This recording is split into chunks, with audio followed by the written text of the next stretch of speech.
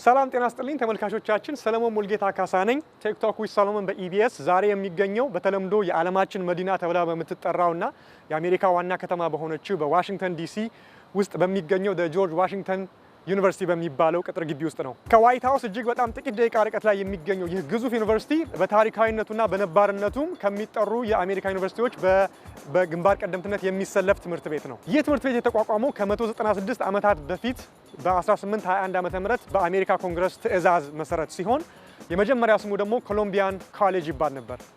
ከዚያ በኋላ ስሙን ቀይሮ በ1874 ዓመተ ምህረት ኮሎምቢያን ዩኒቨርሲቲ የተባለ ሲሆን ዛሬ ላይ ደግሞ የያዘውን ጆርጅ ዋሽንግተን ዩኒቨርሲቲ የተባለውን ስም ለመያዝ የቻለው በ1904 ዓመተ ምህረት ነው። ይህ ትምህርት ቤት እጅግ በጣም ታዋቂና ዝነኛ የሆኑ ሰዎችንም ያስተማረ ትምህርት ቤት ነው። ጥቂቶቹን ለመጥቀስ ያህል የቀድሞዋ የፈርስት ሌዲ የጆን ኤፍ ኬኔዲ ባለቤት የነበረችው ጃክሊን ኬኔዲ ወይ ጃኪ ኬኔዲ የተማረችው በዚሁ ትምህርት ቤት ነው። ሌላው በዚሁ ትምህርት ቤት የተማረ ታዋቂ ግለሰብ ደግሞ የቀድሞ የአሜሪካ አርሚ ጀነራል እና የቀድሞ የውጭ ጉዳይ ሚኒስቴር የአሜሪካ የውጭ ጉዳይ ሚኒስቴር የነበረው ኮለን ፓውልም በዚሁ ትምህርት ቤት ነው የተማረው።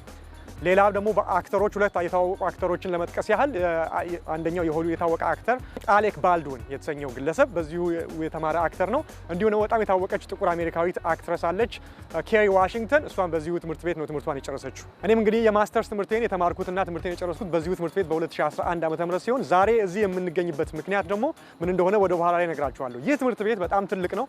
ወደ 25000 ተማሪዎችን በአመት ተቀብሎ ያስተናግዳል። በጣም ብዙ አይነት ትምህርት ቤቶች ደግሞ አሉት በውስጡ የሚሰጣቸው ፕሮግራሞች። የሜዲካል ስኩል አለው፣ የህግ ትምህርት ቤት አለው፣ የቢዝነስ ስኩል አለው፣ የኢንጂነሪንግ ስኩል አለው፣ ኮምፒውተር ሳይንስ እና የተለያዩ የኢንጂነሪንግ ፊልዶችን የሚያስተምርበት፣ የኢንተርናሽናል ሪሌሽንስ፣ የፖለቲካል ሳይንስ እና የመሳሰሉት በኤጁኬሽን ሲስተም የሚያስተምርበት በጣም በርካታ የሆኑ ፕሮግራሞችን ይዞ እንዳልኳችሁ ከ25000 በላይ ተማሪዎችን በየአመቱ በአንደርግራጁዌት በመጀመሪያ ዲግሪ እና በድህረ ምረቃ በፒኤችዲም ጭምር ያስተምራል ማለት ነው። ዛሬ በዚህ ዩኒቨርሲቲ የምገኘው የቀድሞ ተማሪም ስለነበርኩኝ ፍቃድ አውጥቼ ለተመልካቾቼ ለምንድን ነው ዳታ ሴንተር የሚባለውን ነገር አይ ቲንክ ትምህርት ቤት ውስጥ እንኳን ያለውን ማሳየት እችላለሁ በማለት እንግዲህ የዳታ ሴንተር የትምህርት ቤቱን ዳታ ሴንተር ይሄ 25000 ሰዎች ተማሪዎች የሚጠቀሙበት በብዙ መቶ የሚቆጠሩ ፋክልቲ ሜምበሮች የሚጠቀሙበትን የዳታ ሴንተር ለምን አላስጎበኛችሁም ብዬ በማሰብ ትምህርት ቤቱም እንግዲህ ፈቃድ ሰጥቶኝ ለዛ ነው እዚህ ያለሁት። ቀጥታ ወደ ዳታ ሴንተሩ ሄደን ነው ጉብኝቱን የምናደርገው። ኢትዮጵያውያን ደግሞ ኢንጂነሮችም አሉ በዚሁ ዳታ ሴንተር የሚሰሩ ከሌላ ከፈረንጅ ጋርም ሆነው አንድ ላይ የሚደረገውን ነገር ያብራሩልናል። እንግዲህ በአጭሩ ብዙ ቶፒክ ነው ግን በአጭሩ ከቨር ለማድረግ እንሞክራለን። በፕሮግራሜ መጨረሻ ላይም ደግሞ ባለፈው ጥያቄ ለተጠየቀው መላሹን ማሳውቅበት ፕሮግራም ስለሚሆን ፕሮግራሙ እስከ መጨረሻ ተከታተሉት፣ እንዳያመልጣችሁ። መልካም ቆይታ።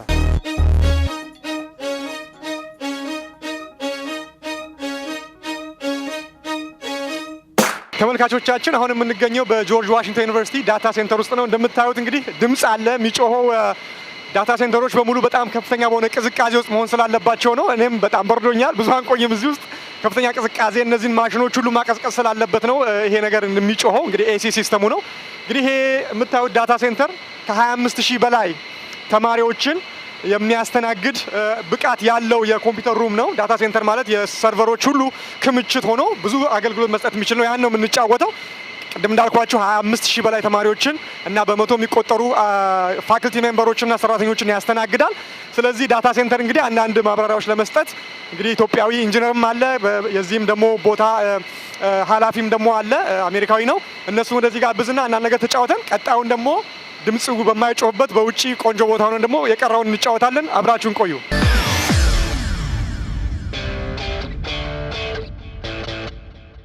እሺ እንግዲህ ይሄንን ዳታ ሴንተር ለማስጎብኘት እዚህ ሁለት ቲሞች አሉ ይሄንን በዚህ ቦታ የሚሰሩ። አንደኛው ኢትዮጵያዊ ነው፣ አንደኛው ደግሞ አሜሪካዊ ነው። ራሳቸውን እንዲያስተዋውቁ ጋብዛለሁ። Thank you guys for having us here to have a tour of your data center. Can you introduce yourself and then just tell us a little bit about, what happens here? Sure. So I'm Steve Dobbins. I'm the former Associate Director of Data Centers for the GW University. You're in one of our 2 data centers that supports all the computing and information technology for the university. ሰላም አቤኔዘር ሞክሪያ ሙልጌታ እባላለሁ። እዚህ ጆርጅ ዋሽንግተን ዩኒቨርሲቲ ነው የምሰራው በኔትወርክ ኢንጂነሪንግ ቲም ውስጥ and this is የኛ ዴታ ሴንተር ነው። ስቲቭ ዶቢንስ ከኔ ጋር ነው የሚሰራው፣ አለቃዬ ነው እና ጊዜውን አንድ ላይ እናየዋለን። Okay, so tell us a little bit about it. I mean, a lot of people don't know about data centers, right? We use internet, we do a lot of things, but we don't know how it happens. ስለዚህ ምንድነው እዚህ ቦታ የሚሆነው ያለው እና I will start with you, Steve. Okay, so basically when you're using the internet, you usually have your laptop or even your smartphone nowadays, right? That will utilize, you're accessing a computer which or a website that's actually hosted on some of these machines. We use all the computing here. We can consolidate into a server, into more robust hardware, so that we can utilize software-defined server systems to provide and make best use of that hardware to provide the IT services that people want to consume. Okay. That also includes, with the computing and servers, we also have a storage equipment, security equipment, as well as networking equipment that ties it all together to make it work seamlessly. Absolutely. አቤኔዘር ምንድነው አንተ እዚህ የምትሰራው ስራህ ምንድነው? እነዚህ የምናያቸው የሚጮሁብን ነገሮች ምንድን ናቸው? ያው ብዙ ነገር ነው የምንሰራው። አንዱ ስራ እዚህ ዴታ ሴንተሩን ማኔጅ ማድረግ ነው። ያው እንደምታዩት አክሴስ የምታደርጉት ኢንፎርሜሽን በሙሉ አንድ ቦታ ያው ቁጭ ብሏል። ዴታው ኢንፎርሜሽኑ እና ይሄ ዴታ ሴንተር የምታዩት ሰርቨሮቹ ትልልቅ ኮምፒውተር ናቸው። በጣም ፓወርፉል የሆኑ እና እዚህ ኤክስትራ በፓወር በኩሊንግ ፓወርፉል የሆኑ ሰርቨሮች አሉ፣ ስቶሬጅ አለ እና 24/7 24 ሰዓት 7 days a week 365 ሁሌ ራኒንግ ናቸው እና ያው ፌል እንዳያደርጉ በጣም በፓወርፉል መንገድ ማኔጅ መደረግ አለበት። Thank you very much. Steve, can you just walk us through and then give us a tour of the very, very important elements of the data center? And then we're going to go over to Ebenezer and then to talk about a little detail.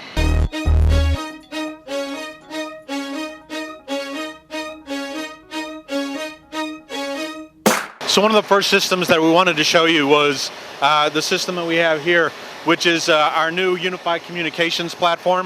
It's basically an upgrade from our previous PBX type telephone technology that supports all the voice and collaboration traffic going across the university, actually. So this includes instant messaging, includes all our voice traffic, call centers, conference bridges. All that is now software defined and contained within this set of equipment. There's a redundant set also within our second data center, which speaks to the level of redundancy that we have throughout the whole university for these services. Next service that we're utilizing is this piece of equipment here. We utilize it for data deduplication. So of all the data that comes in, and so if I was sending you or your whole company an email with an attachment, what it would do is only save that attachment once versus saving it for every email. By doing that, we're actually able to consolidate our storage needs a ratio of 8-to-1. So in the long run, that's helped save us a lot of time and money related to our storage needs. And without it, it really would blown out of control. The other piece we have is another virtual instance. This platform, it's a Cisco-based server platform that we utilize for all of our virtual storage farm. So all of our servers, we have over 500 servers that we operate. Probably about 200 servers, software-defined servers alone, are operating out of that one unit. And from there, we can better utilize all the hardware as well as the environmental needs for the server platform just on that. And that platform alone probably allowed us to get rid of 3 other cabinets worth of computing hardware. Now, one of the other main features of the data center is this is actually, we've been able to consolidate all of our storage. Over 30 petabytes of storage are contained within this one rack alone. We have it connected through our network, through a network attached storage device. So it's all our storage over an IP-based network system. And through that, we can actually utilize this as a virtual storage device and be able to divide up the storage necessary to support all our computing equipment.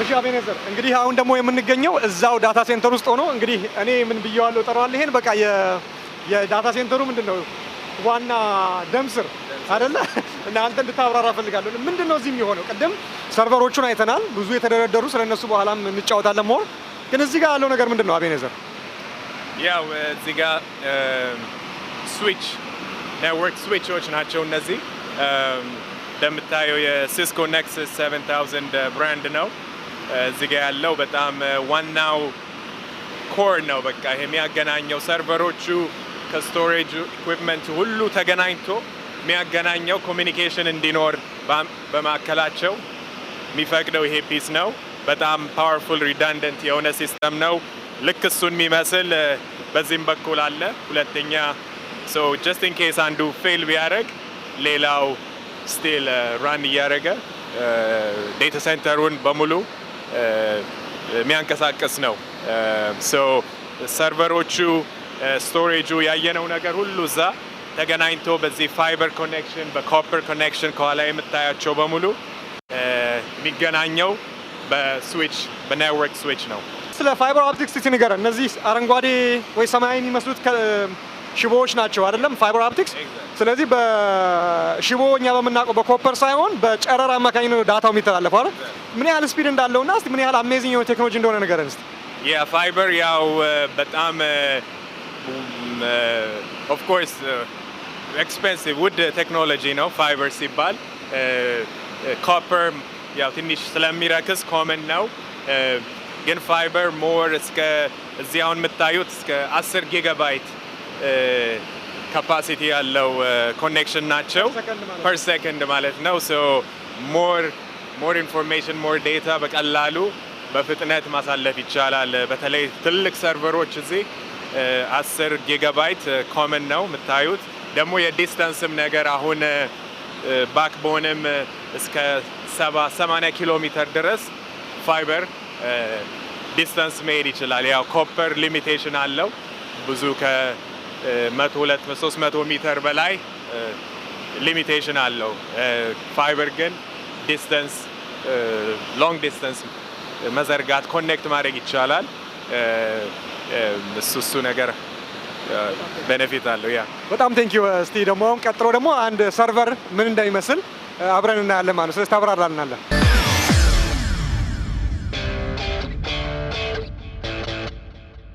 ኦኬ አቤነዘር እንግዲህ ቅድም እንዳልነው አሁንም ቢሆን ተደራርቦ የምናየው እዚህ ውስጥ ያለው ነገር በሙሉ ሰርቨሮች ናቸው የዚህ አይነት ሰርቨሮች ተደራርበው ነውና ለምን አንዱን ሰርቨር ምን እንደሚመስል አናይም በሚል ነው እንግዲህ እና ምንድነው አንድ ሰርቨር ምን ያካትታል ወይ ደግሞ አንድ ግለሰብ ከሚጠቀምበት ዴስክቶፕ ወይም ላፕቶፕ ከምንለው በምንድነው የሚለየው ይሄ እና ይሄ ሰርቨር እዚህ ላይ እንግዲህ በመደርደሪያ ራክ ነው የምትሉት አይደለም በራክ ላይ ተደራርቦ ካሉት አንደኛው ነው ከ500ዎቹ ማለት ነው እዚህ ስለዚህ ንገረን ምን እንደሆነ እንዴት እንደሚለይ ከኖርማል ኮምፒውተር ያው ከቤት ፒሲ ብዙ አይለይም ፓርቶቹ ያው አንድ ናቸው ቤት ያለው ሜሞሪ ይሁን ሃርድ ዲስኩ ሁሉ ነገር እንደ ቤት ነው እዚህ ግን ያው በሳይዝ በብዛት በፓወር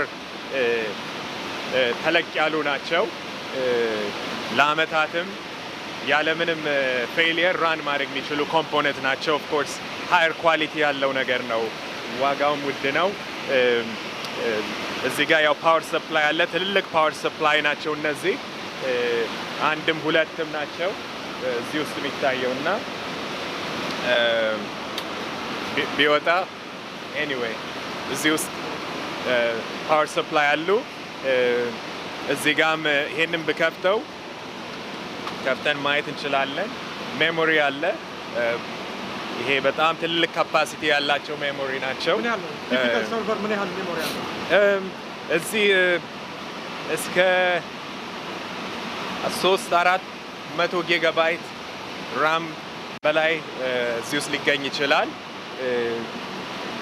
እንደዚህ ናቸው ሞር ከግለሰብ ኮምፒውተር ጋር ስናወዳድረው እንግዲህ የግለሰብ ቆንጆ ከተባለ 16-32 ኤግዛክትሊ ይሄ እንግዲህ ማሰብ ይቻላል የሱን 10-20 እጥፍ ነው እዚህ ውስጥ የሚገኘው ይሄ ሜሞሪ እዚህ ውስጥ ይገኛል ሲፒዩዎች እዚህ ያሉ ፐርሰናል ኮምፒውተር ጋር ሲወዳደር አይ ሚን በጣም 3-4 እጥፍ በላይ እዚህ ውስጥ አሉ ሂት ሲንኮች እነዚህ ፋን ናቸው ኩል ለማድረግ ሰርቨሮቹን በጣም ኦፍ ኮርስ ብዙ ሃርድ ዲስክ ብዙ ሲፒዩ ስላለ ሜሞሪ ኩል ለማድረግ ብዙ ፋኖች አሉ እዚህ ውስጥ ከፍተን እዚህ ራሱ 1-4 እናያለን ፋኖች የሚወጡ ናቸው እነዚህ ሪፕሌስም የሚደረጉ ናቸው ሶ ፋን ኩል ለማድረግ እዚህ ውስጥ አሉ ሃርድ ዲስክ በብዛት ብዙ ሃርድ ዲስኮች እዚህ ውስጥ አሉ እንደምታየው ይሄ ጀስት አንድ ሃርድ ዲስክ ነው። እቺ ብቻ 300 ጊግ ናት። እዚህ ውስጥ ስንት ይታያል እንግዲህ እዚህ ጋር 6 አለ። ሶ ማውጣት ማስገባት ሪፕሌስ ማድረግ ይቻላል። ሶ እዚህ ጋር ሃርድ ዲስክ እና ያው የቀሩት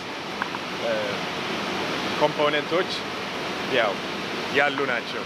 ያው በጣም እንግዲህ አንድ ነገር ያስተዋልኩ ምንድነው ሰርቨርን ከፐርሰናል ኮምፒውተር ለየት የሚያደርገው ሁሉን ነገር ብለዋል፣ ግን ሞጁላር መሆኑም ነው አይደለም። በቀላሉ በቃ ፋን ትቀይራለህ፣ ትገነጥላለህ። ቅድም ፓወሩን ምን ታወጣው ነበረ። እዚህ ጋር 6 የሃርድ ዲስክ እንትኖች ኪሶች ይታዩኛል። በቀላሉ ማውጣት ይችላል። ያ የሆነበት ምክንያት ምንድነው ራኩ ስትከቱትና አስታውጡት ሜንቴን ለማድረግ በቀላሉ እንዲመች ይመስለኛል አይደለም። እና እንዴት አድርጋችሁ ራክ ላይ ስደረድሩት እንግዲህ ከፐርሰናል ኮምፒውተር የሚለየው ደግሞ ሞኒተር ወይ ኪቦርድ የለውም አይደለም ኖርማሊ ሲመጣ። ስለዚህ ሜንቴን ስታረጉና እየወጻችሁ አንዱ የተበላሸውን ስትቀይሩ እንዴት አድርጋችሁ ነው ያንን ሜንቴናንስ በየቀኑ የምታካሂዱት? ፌሊየር ቢኖር ሃርድ ዲስክ ቢሆን አንድ ፋን ቢሆን ያው ሞዱላር ነው እንዳሳየዋችሁ ሪፕሌስ የሚደረጉ ናቸው። ሶ ሃርድዌር ፌሊየር ከሆነ ያው መጠን ሪፕሌስ ማድረግ ይቻላል። ያው ፕሮዳክሽን ራን እያደረገ ምንም ሻት ኦፍ ሳናደርግ ሪፕሌስ መደረግ ይቻላል። ሜንቴናንስ አፕግሬድ ሌላው ሶፍትዌር ነገር ሊሆን ደግሞ እዚህ ሁሉም ያው ኔትወርክ ካርድ አለው። ሶ ሪሞትሊ አክሴስ ማድረግ እንችላለን። ቢሮ ቁጭ ብለን እነዚህ ያው ከኔትወርኩ ጋር ተገናኝተው በዚህ በስዊቾቹ እኛ ካለንበት ከቤት ይሁን ከቢሮ ይሁን ሪሞትሊ አክሴስ ተደርጎ ሜንቴናንስ ማድረግ እንችላለን። ሪፔር ማድረግ ይቻላል። አፕግሬድ ማድረግ ይቻላል።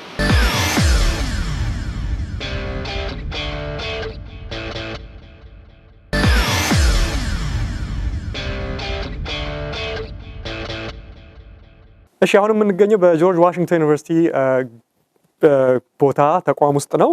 ቀደም ብለን ወደ ዳታ ሴንተር ውስጥ ገብተን አንዳንድ ነገሮችን አይተናል ከአቤኔዘር ጋር። ተጨማሪም እንግዲህ እንግዳ አለን። አሁን አንዳንድ ደግሞ ሞር ትንሽ አንዳንድ ነገሮችን መጫወትና ፕሮግራሙ መዝጋት ስለፈለኩ ነው ወደዚህ የመጣሁት። ቅድም እዛ ክፍሉ በጣም ይጮህ ነበረ፣ ብርድም ስለነበረ እዛ ሞር አንዳንድ ጨዋታዎችን መቀጠል ስላልቻልን ነው። እንግዲህ እዚህ ሁለት ወዳጆቻችን አሉ።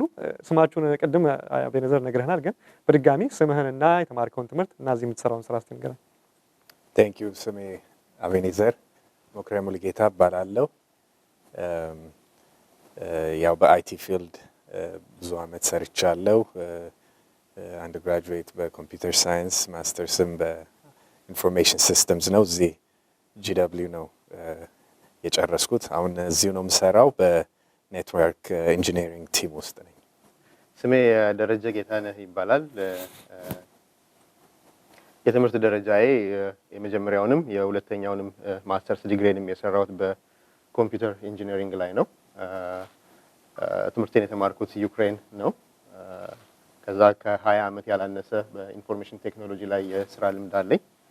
አሁን የምሰራው በጆርጅ ዋሽንግተን ዩኒቨርሲቲ በኢንፎርሜሽን ቴክኖሎጂ ዲፓርትመንት ውስጥ በኔትወርክ ኢንጂነርነት ኃላፊነት ላይ ነው። በጣም ቆንጆ።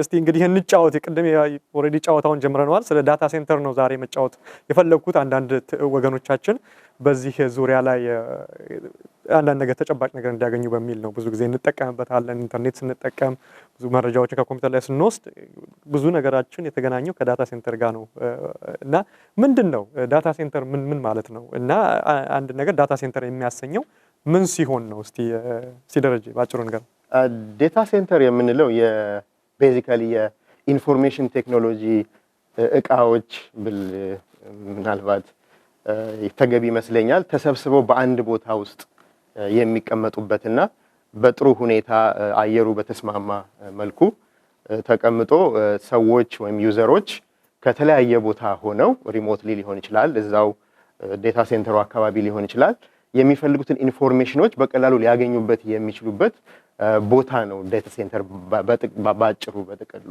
ያ እንግዲህ ደረጀም እንዳለው ምን እንደሆነ ነግሮናል። አቤኔዘር ምንድነው ታዲያ እንግዲህ ዳታ ሴንተር እንደዚህ ከሆነ የብዙ ኮምፒውተሮች ወይ የቴክኖሎጂ ቁሶች ሰርቨሮች ተሰባስበው አገልግሎት የሚሰጡበት ከሆነ ምንድናቸው? ብዙ ኤሌመንቶች አሉት ዳታ ሴንተር። የተወሰነውን ደረጃ ጠቅሶታል። ሰርቨሮች አሉ፣ ስቶሬጅ አለ፣ ዳታቤዝ የምንለው አለ፣ መረጃው ራሱ አፕሊኬሽኖች አሉ፣ ሶፍትዌሮች የምንጠቀምባቸው፣ ኔትወርክ አለ ወደኛ ጋር የሚመጣበት እርስ በርሳቸው የሚያወሩበት፣ እሱም ጠቅሶታል። ኢንቫይሮንመንታል ኮንትሮል የምንለው ትክክለኛ የሆነ ሩም ቴምፕሬቸር አለ፣ ሴኩሪቲ አለ፣ የኮምፒውተሩ ፊዚካል ደግሞ አለ ወደዛ ራሱ ለመግባት ቅድም ራሱ ትዝ ይለኛል ብዙ በሮች ብዙ መግቢያ ሴኩሪቲዎችን አልፈን ነው የገባ ነው። ፓወር አለ። እስቲ እነዚህ ነው ባጭሩ ነገር ያው እንዳላችሁት ብዙ ፓርት ኮምፖነንትስ አለው ዴታ ሴንተር ውስጥ ሰርቨሮች አሉ። ያው ስንገባ ራሱ ፊዚካል አክሰስ አለ። ስንገባ ባጅ አለን፣ አክሰስ አለ፣ በሱ ለመግቢያ ካሜራም አለ ለሴኩሪቲ፣ ባክአፕ ዩፒኤስ ፓወር አለ፣ ብዙ አይነት ፋየርዋል ሴኩሪቲ አለ። እነዛ ኢንፎርሜሽን ዴታው ሴኪዩር መደረግ አለበት። ክሪቲካል ወሳኝ የሆኑ ኢንፎርሜሽን ስላሉ በደንብ መጠበቅ ያለባቸው። የኔትወርክም ኮምፖነንት አለ፣ ስዊቾች አሉ የሚያገናኙ እነዚህን ሁላ ስቶሬጁ ይሁኑ ሰርቨሩ ይሁን አፕሊኬሽን ሰርቨር ይሁን ሁሉ ነገር መገናኘት አለበት። ኮሚኒኬት ሊያደርጉ ከውጭም ያሉት አክሰስ የሚያደርጉት ሰው በሙሉ የሚሰራ ይሁን ተማሪ ይሁን ሁሉም ከየትም ቦታ በዓለም ውስጥ አክሰስ ለማድረግ ያ ኢንፎርሜሽን መገኘት ስላለበት ኮኔክት የሚያደርጉ ስዊቾች አሉ፣ ራውተር አሉ። ይኸውላ እዛ ውስጥ ተገናኝቶ ይኸውላ ደግሞ ኩል መደረግ አለበት። እንዳየነው እዛ ውስጥ ኦቨርሂት እንዳያደርግ እነዚህ ሰርቨሮች ኮምፖኔንቶቹ በጥሩ አየር ሁኔታ መጠበቅ አለባቸው። ያ ቅድም አንድ ነገር ጠቅሰ ነበረ ዩፒኤስ አይደለ አንኢንተራፕትድ ፓወር ሰፕላይ ነውና ምን ያህል ወሳኝ እንደሆነ ሁላችሁም የምናውቀው ነው። ስለዚህ በፍጹም መብራት ለምሳሌ ቢሄድ መብራት ቢጠፋ ዳታ ሴንተር በጣም ትልቅ የሆነ አደጋ ውስጥ ይወድቃል። ስለዚህ ይሄ ዩፒኤስ የምንለው ነገር ትልቁን ሚና የሚጫወተው ምንድን ነው? እስቲ ደረጃ ነገር ዌል ዳታ ሴንተር ቅድም እንደጠቀስ ነው ክሪቲካል የሆኑ ኢንፎርሜሽኖች የሚቀመጡበት ቦታ ነው። ሰዎች ደግሞ ኦል ኦቨር ዘ ወርልድ ሆነው ስፔሻሊ ዚስ ዴይስ እኔ ተማሪ ሆኜ ኦንላይን ክላሶች ልወስድ እችላለሁኝ። ቻይና ተቀምጬ ወይም ኢትዮጵያ ተቀምጬ ክላስ አቴንድ ላድርግ እችላለሁኝ እና እነኛ ክሪቲካል ኢንፎርሜሽኖች 24 ሰዓት አቬይለብል መሆን አለባቸው። መብራት ኢን ኤኒ ታይም ሊጠፋ ይችላል። መብራት በሚጠፋበት ጊዜ ከሜን ላይኑ ያ አንኢንተራፕተብል ፓወር ሰፕላይ በአጭር ጊዜ ውስጥ ሌላ ፓወር እስኪመጣ ድረስ ወይ ጀነሬተር እስኪነሳ ድረስ ሌላ ተጨማሪ ባክአፕ እስኪነሳ ድረስ ያ የኢንፎርሜሽን ፍሎ መቆም የለበትም። ወዲያው ነው የሚመጣው ማለት ነው። ያን እንዳይቆም የሚረዳ ነው። ኦልዌይስ ኢንላይን ነው የሚሰራው ከፓወሩ ጋር። ኢሚዲየትሊ ፓወር ከሜን ላይን ፓወር ኢንተራፕትድ በሚሆንበት ጊዜ አውቶማቲካሊ ዩፒኤሱ ጀነሬተር ተነስቶ ያንን የጠፋውን ኃይል እስኪሰጥ ድረስ በመሃል ያ በባትሪ የሚሰራ ነው። ባክአፕ አድርጎ ሲስተሙ የሚጠበቅበትን አገልግሎት እንዲሰጥ። እስከ ምን ያህል ጊዜ መቆየት ይችላል ዩፒኤስ? የተለያየ ካፓሲቲ አለው። ፕላስ ደግሞ ከእንደገና እንደ አቅምህ ነው። አፎርድ ማድረግ የምትችል ከሆነ እስከ 1 ሰዓት እስከ 2 ሰዓት ሰፖርት የሚያደርጉ አሉ። ከዛም የበለጡ የሚያደርጉ አሉ። ግን ያው የሚፈለገው ምንድነው ባክአፕ ጀነሬተር እስኪነሳ ድረስ ምናልባት ቢፈጅ 5 ደቂቃ 10 ደቂቃ ጊዜ ነው። በዛ መካከል ያንን ጋፕ ፊል የሚያደርግ ነው ዩፒኤስ ባትሪ። በጣም ቆንጆ። ቅድም ዳታ ሴንተሩን ስናይ አቤኔዘር ሩሙ 25000 ተማሪዎችንና በመቶዎች የሚቆጠሩ ፋክልቲ ሜምበርስና ሰራተኞችን አገልግሎት የሚሰጥ ዳታ ሴንተር ነው ጎብኝተን የወጣ ነውና ሳየው ወይ ድሮ ዳታ ሴንተር ብለን ከምናውቀው አንፃር አነስ ያለ ይመስላል።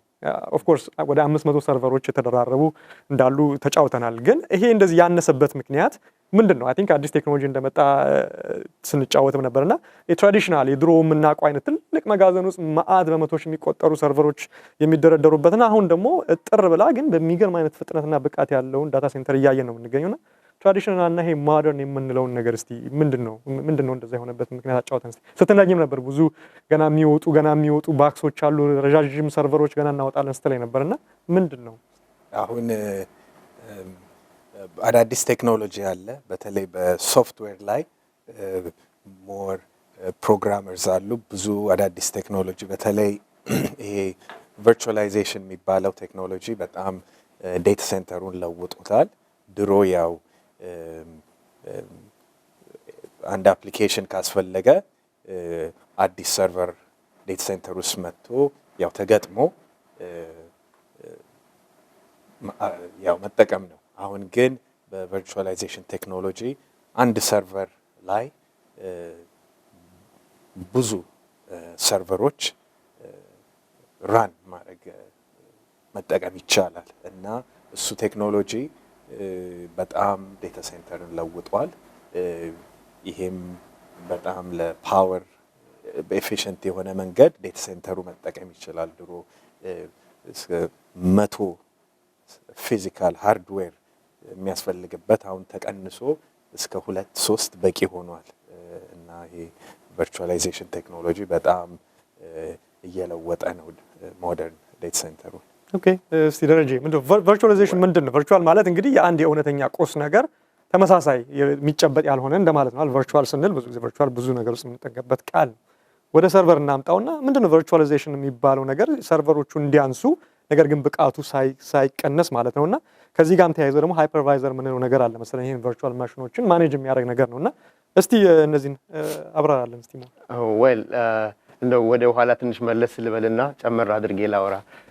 ቅድም እንደነገርኩ የ20 ዓመት ኤክስፒሪየንስ አለኝ ብያለሁኝና ዴታ ሴንተሮች በአይኔ ላይ ነው የተለወጡት ማለት እችላለሁኝ። በፊት ገና ሲጀምር ሜን ፍሬም ሲስተም 36 የሚባል የአይቢኤም ቦክሶች አሉ። በጣም ሂውጅ ነበረ። ከዛ ደግሞ እያነሰ መጣ። ኤስ400 6000 የሚባሉ የአይቢኤም ሲስተሞች ነበሩና አሁን እነሱ ራሳቸው በጣም አነስተኛ እየሆኑ መጡ። ነገር ግን ፓወራቸው ቴክኖሎጂው ያደገ በሄደ ቁጥር የሃርድዌሩ ፓወር እንኳን በጣም እየገዘፈ መጣ ወይም ትልቅ እየሆነ መጣ እና ዴታ ሴንተሮች አንድ ቤት የሚያክለው የነበረው አሁን አነስተኛ ሆኖ በአንድ ቦክስ ውስጥ መቀመጥ ጀመረ። ያን ሊያደርግ የቻለው ምንድነው? በሌየር እንኳን ብንከፋፍለው ሃርድዌሮች እንዳልኩት በጣም ፓወርፉል ሆኑ። በፊት አንድ ሃርድዌር ቦክስ ተገዝቶ አንድ አፕሊኬሽን ወይም አንድ ኦፕሬቲንግ ሲስተም ይጫንበታል። ከዛ በኋላ የምንፈልጋቸው አፕሊኬሽኖች በላዩ ላይ ይጫናሉ። ሶ ያን አፕሊኬሽን በማንፈልግበት ጊዜ ምን ይሆናል? ያ ሪሶርስ ተቀምጦ ነው የሚቀረው። ነገር ግን ያንን የተገዛውን ሪሶርስ ካፒታላይዝ ለማድረግ ቨርቹዋላይዜሽን ተፈጠረ። ያ ቨርቹዋላይዜሽን ምንድነው? በዛ ሃርድዌር ላይ አነስተኛ የሆነ ሶፍትዌር አለች which is called እንደ ኦፕሬቲንግ ሲስተም ነው፣ ሃይፐርቪዞር ይባላል። በዛ ሃይፐርቪዞር ላይ የተለያዩ ኦፕሬቲንግ ሲስተሞች 3 እና 4 ከዛም በላይ ኦፕሬቲንግ ሲስተሞች በዛ ላይ ይቀመጣሉ። ሶ ያ ሃይፐርቪዞር ምንድነው የሚያደርገው? ሲሙሌት ነው የሚያደርገው አዚፍ ብዙ ሰርቨሮች እንዳሉ ያደርጋል። ብዙ ሰርቨሮች እንዳሉ ያደርግና ብዙ ሃርድዌሮች እንዳሉ ያደርጋል። አክቹአሊ ቨርቹዋል የምንለው ያ ነው። አንድ ሃርድዌር ላይ ግን ቨርቹዋሊ 3 4 5 6 ይሆናሉ። በዛ ላይ የምንፈልገውን ኦፕሬቲንግ ሲስተም የተለያየ ኦፕሬቲንግ ሲስተም እንጭንና በሃይፐርቪዞሩ ላይ ከዛ ደግሞ የምንፈልጋቸውን አፕሊኬሽኖች በዛ ኦፕሬቲንግ ሲስተም ላይ ይጫናል ማለት ነው። ሶ ይሄ ምን እንዲሆን ጠቀመ? ዳታ ሴንተር በጣም አነስተኛ እንዲሆን አደረገው። ለ5 አፕሊኬሽኖች 5 ሰርቨር የምንገዛ የነበረው አሁን በአንድ ሰርቨር ላይ 5ቱንም አፕሊኬሽኖች መጫን ተቻለ ማለት ነው። በዛ ምክንያት እንግዲህ ዳታ ሴንተሮች ትልቅ የነበረው በጣም እያነሰ መጥቶ ዛሬ 2-3 ቅድም እንዳያችሁት ሩሙ ራሱ አነስተኛ እየሆነ መጣ። አይ ቲንክ ብዙ አድቫንቴጅም ያለው ይመስለኛል። ፓወር ኮንሳምፕሽን፣ የስፔስ ጉዳይ፣ ብዙ ነገሮች እና አይ ቲንክ ይሄ ሙር ስሎ የምንለው ነው አይደለም? እቃዎች እያነሱ ሲመጡ ብቃቱ የመጨመሩ ነገር ነውና አይ ቲንክ ኢትስ አሜዚንግ። አይ ቲንክ ብዙዎቹን አውርተናል። አሁንም እንግዲህ ተመልካቾቻችን በተቻለ መጠን ዳታ ሴንተሩ እንደሆነ ትንሽም ቢሆን ጽንሰ ሀሳቡ እንደያዙ አስባለሁ። በጣም ነው የሚገርመው። በጣም ብዙ አሜዚንግ የሆኑ ዳታ ሴንተሮችንም ማሰብ እንችላለን። በተለይ እለት ከእለት የምንጠቀምባቸው ነገሮቻችን ጋር የተያያዙ አሁን የጉግልን ዳታ ሴንተር ብናስበው በጣም እጅግ በጣም አስደናቂ ነው። የፌስቡክ ዳታ ሴንተሮች፣ የማይክሮሶፍት ስለ ጉግል እንኳን በአጭር ብንነጋገር አይ ቲንክ በቀን ውስጥ ወደ 3 ቢሊዮን ሰርች በአንድ ቀን ሂት የሚደረገው ያ ማለት ቅድም ያየነው ዳታ ሴንተር መጠኑ ይብዛና ቴክኖሎጂው አንድ አይነት ነው፣ ግን መጠኑና መራቀቁ ይብዛ እንጂ the same concept ነው። ስለዚህ አንድ ሰው ሰርች በሚያደርግበት ጊዜ ጉግል ዳታ ሴንተር ውስጥ ያሉ ኮምፒውተሮች ውስጥ ገብቶ ነው ያ መረጃ የሚሰጠውና ወደ ዩቲዩብ እንግዲህ የጉግል ፓርት ነው፣ እዛው ዳታ ሴንተር ውስጥ ያለ አንድ ሲስተም ወይ አፕሊኬሽን ነው። 48 ሰዓት ያህል የዩቲዩብ ቪዲዮ በየደቂቃው ወደ 48 hours of video uploaded በየደቂቃው ይደረጋል።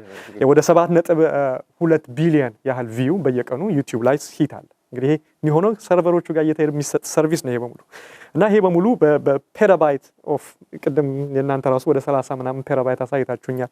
የነሱ ደግሞ በስንት እጥፍ እንደሆነ ማሰብ ትችላላችሁና ይሄ ሁሉ የሚሆነው ዳታ ሴንተሮች ስላሉ ነው እና በጣም የሚገርም ነገር ነው። ጉግል አይ ቲንክ እናንተ 500 አለን ብላችኋል። ጉግል ወደ 900,000 እንዳለው አንዳንድ መረጃ አይቻለሁና በጣም የሚገርም ወደ 260 ሚሊዮን ዋት ኦፍ ፓወር ነው የሚጠቀመው የጉግል ዳታ ሴንተር።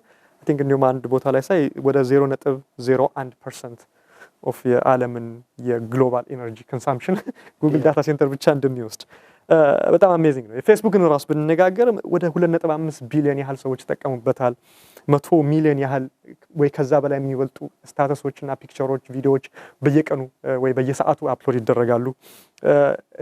100% አፕታይም መሆን አለበት። ጉግል ዳውን መሆን አይችልም። ማይክሮሶፍት እንደዚሁ ወደ 200 ፕላስ ሚሊዮን ዩዘሮች አሉትና የተለያዩ አሁን የምንጠቀምባቸውን ሲስተሞች 360 ኦፊስ 360 አሁን ወደ ኦንላይን አድርገውታል። ወደ ዋን ድራይቭ የሚባል የዳታ ስቶሬጅ ሲስተም አላቸው።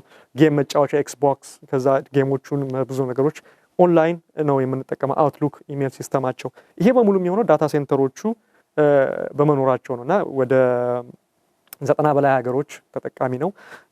ወደ 100 ዳታ ሴንተሮች እንዳሉት አይቻለው ማይክሮሶፍት እና ይሄ በሙሉ እንግዲህ ዳታ ሴንተር ቴክኖሎጂ ነው እና እንግዲህ ይሄ ትልቁን ነገር ባጭሩ አምጥተን የእናንተን ትምህርት ቤት ወይ የእኛን ትምህርት ቤት ውስጥ ያለውን ቴክኖሎጂ አይተን እንግዲህ በየቀኑ ተመልካቾቻችን ስትጠቀሙ ኢሜል ቼክ ስታደርጉ ጂሜል ውስጥ ስትገቡ ፌስቡክ ስታዩ ዳታ ሴንተሮች ከዚህ ጀርባ እንዳሉ አይ ቲንክ በአጭሩ መረዳት ትችላላችሁ ብዬ አስባለሁ ማለት ነው። እንግዲህ ከዚህ አንዳንድ ተጨባጭ የሆነ ነገር እንዳገኛችሁ ተስፋ አደርጋለሁ። አቤኔዘርና ደረጀ ፈቃደኛ ሆናችሁ ስለዚህ ነገር እንድንጫወት በስራ ቀናችሁ ስለፈቀዳችሁ በጣም ነው የማመሰግነው። ትምህርት ቤቱንም እንግዲህ በተመልካቾቼ ስም ይህንን ቦታ እንዳይ ስለፈቀዱልኝ ኢቭን የራሴ ትምህርት ቤት ነው ግን ቆይቻለሁ ከጨረስኩኝ እምቢ ማለት ይችሉ ነበር። ነገር ግን ያው ተማሪዎቻችሁን ስለሚወዱና ማበረታታት ስለሚፈልጉ የምሰራውን ስራ አምነውበት ስለፈቀዱልኝ እጅግ በጣም አድርጌ አመሰግናለሁ።